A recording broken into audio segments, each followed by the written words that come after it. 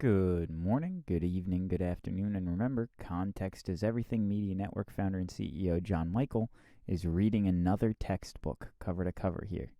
This is a 1940, that's right, American history textbook from a Catholic school. Chapter 9, Slavery and the Union, Section 5, Saving the Union. Blue and gray. The Civil War was one of the saddest and bravest wars in history. Thousands of fine young men were killed. More thousands were wounded. The question of slavery was forgotten for the time. The boys in blue fought bravely to save the Union, which to them was sacred. They were called the boys in blue because of the color of their uniforms they wore. The boys in gray fought just as bravely for the Confederacy, which to them was just as sacred. At first sight, it seemed that the North had much better chance to win the war and to win easily. There were about 22 million people in the North. There were 9 million people in the South, and 4 million of these were slaves. The North had much greater wealth. It had factories and machinery for making guns and cannons, supplies for the army. It could build all the ships that were needed to carry soldiers and supplies. The South had a few of these things.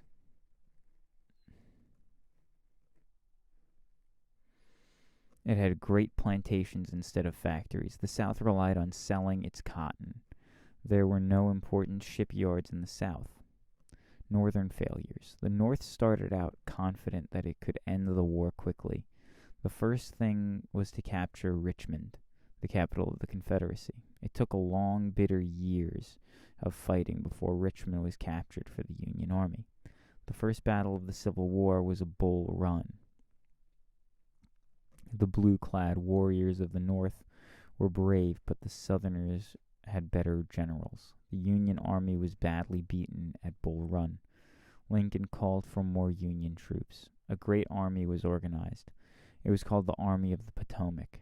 General George B. McClellan was put in command. Battles were lost and battles were won. Richmond was not taken by the Union Army. This was very bad for the South. The South could not stand a long war. One of the Southern generals very quickly remarked that the South, to win, had to win quickly. The blockade.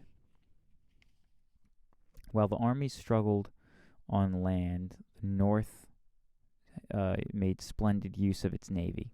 The South sold great quantities of cotton in Europe, particularly England. If this trade could be stopped, the South would have no money to carry on the war.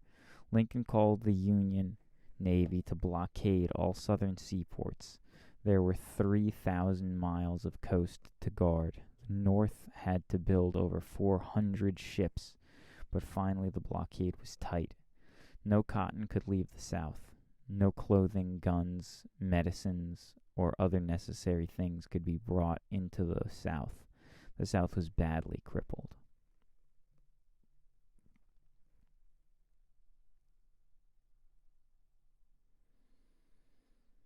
This looks like it's showing submarines. What am I looking at here?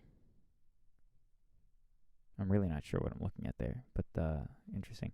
The Monitor and Merrimack. The blockade was slowly strangled the South. Something must be done. At Norfolk, Virginia, there was an old warship called the Merrimack. The Confederates had a brilliant idea. They would cut the Merrimack down almost to water level. They would build a small iron fort on its decks.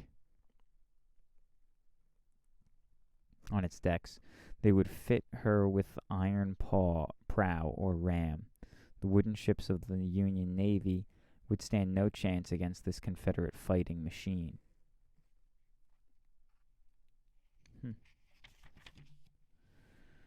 If you're listening still, please subscribe. John Michael at Context is Everything Media Network. The North, too, had built an ironclad. It was called the Monitor. This ship had 2 large guns inside the turret, built of iron. This turret was a squat round tower. It could be turned around and so the guns could fire in any direction. The Monitor floated so low on the water that the Confederates called her a cheese box on a raft. A drawn battle. 2 ironclads met in battle. Neither could sink the other. It was drawn battle. It was a drawn battle, that is. Neither the ships was really the victor. It was a drawn battle, okay. But the South could not build many ironclads. The North had materials for all that were needed. The North was in position to keep up the blockade for a very long time. Ironclad. Is that where the word ironclad comes from?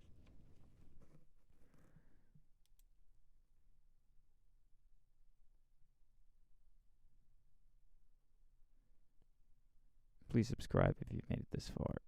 Thank you. My name's John Michael, and I was a teacher, and so I'm reading now, but I'm going to start discussing shortly in the following episodes in the same way that I would discuss when I was a teacher. And some of the students would say, you should make a podcast. And so I said, yeah. And now it's 5 years later, and I'm thinking, yeah, maybe I will. Well, here we are. The Emancipation Proclamation. Lincoln's brave action. The war was going on for nearly 2 years. The South was fighting grimly and well. The final outcome was by no means certain. At this difficult time, Lincoln thought of doing the most courageous thing. He planned the Emancipation Proclamation. Emancipation means setting free from slavery. A proclamation was a formal notice to the people. Lincoln's proclamation was formal notice declaring that all slave states in rebellion shall forever be free. Freeing these slaves had freeing these slaves had a great effect. It gave satisfaction to those people all over the world who hated slavery. The tide of war turns. The turning point of the war. The Emancipation Proclamation did not itself free the slaves. Only victorious armies could do that. These victories commenced to come.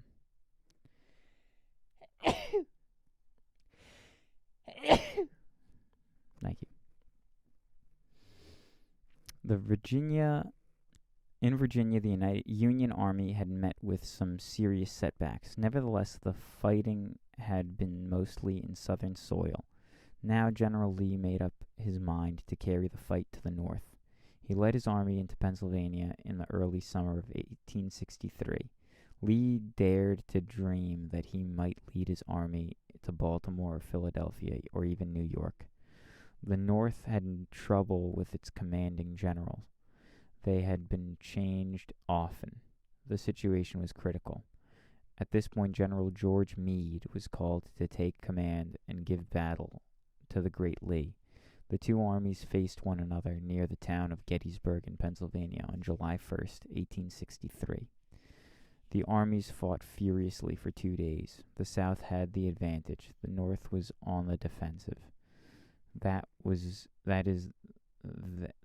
they had to defend themselves against the Confederate Army. July 3rd, 1863. All during the morning of the third day the battle raged. General Lee decided to risk all on one great attack. He ordered General Pickett to charge the Union breastworks. It was one of the boldest attacks in history. With their officers in front, the boys in gray swept across the battlefield at Gettysburg. They moved through the sweeping rain of shots and shell. The Confederate Army was defeated. That was the high tide of the Confederacy. Lee led his shattered army back to Virginia. Next day, General Grant sent word to capture the Vicksburg in the South had received 2 terrible blows. Grant's hammering campaign. Lee's army held off Union victory for 2 years more. Before that time had passed, Lincoln found the man who would finally win. General U.S. Grant was moved in from the west and placed in the war, and placed Grant's plan and placed in command of the Union armies. Grant's plan to win the war was simple. He had twice as many men as Lee. He began a hammering campaign. He would give the enemy no rest. He said, "I propose to fight it out on this line if it takes all summer." So it did, and all winter too. It was a long, hard campaign. The end. The South was nearly exhausted. General William T. Sherman had captured Atlanta. Next, Richmond fell. Lee was now in full retreat with a small and half-starved army. The General Philip Sheridan placed his cavalry squarely in Lee's path. Lee knew it would be folly to fight any longer. He asked Grant for terms of surrender. The surrender took place at Appomattox Courthouse in Virginia. It was April 9th, 1865. Lee held his head high in defeat. Dressed in a fine new uniform of Confederate gray, General Lee went to meet General Grant. A beautiful sword in a gilded scabbard hung at Lee's side. Grant was dressed like a private soldier.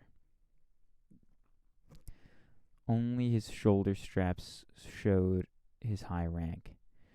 He seemed sad over the downfall of the Confederate army, led by General Lee. Grant realized that the enemy had fought long and bravely. Horses for spring plowing.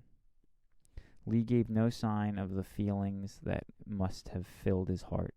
The generals spoke of old times when they had fought in the Mexican War. They chatted for a time. Then Lee politely mentioned the purpose of the meeting. Grant drew up a table and wrote out his terms of surrender. Grant's terms were generous. The officers were allowed to keep their swords and their horses. At Lee's request, a soldier who owned a horse or a mule might also keep it. Grant said this might be done. To help the spring plowing, the two men parted. Lee mounted his beloved horse and rode away. The Civil War was really at an end. The Union had been saved and the slavery question was settled, and so was the question of states' rights. Results from the Civil War. There were 3 very definite results from the Civil War. The Union was saved. A state had no right to secede. This question was forever settled. The question of slavery was settled. Slavery was forever abolished in the United States by the 13th Amendment to the Constitution in 1866. There you have it, folks. If you made it this far, please subscribe. Thank you. Goodbye. God bless.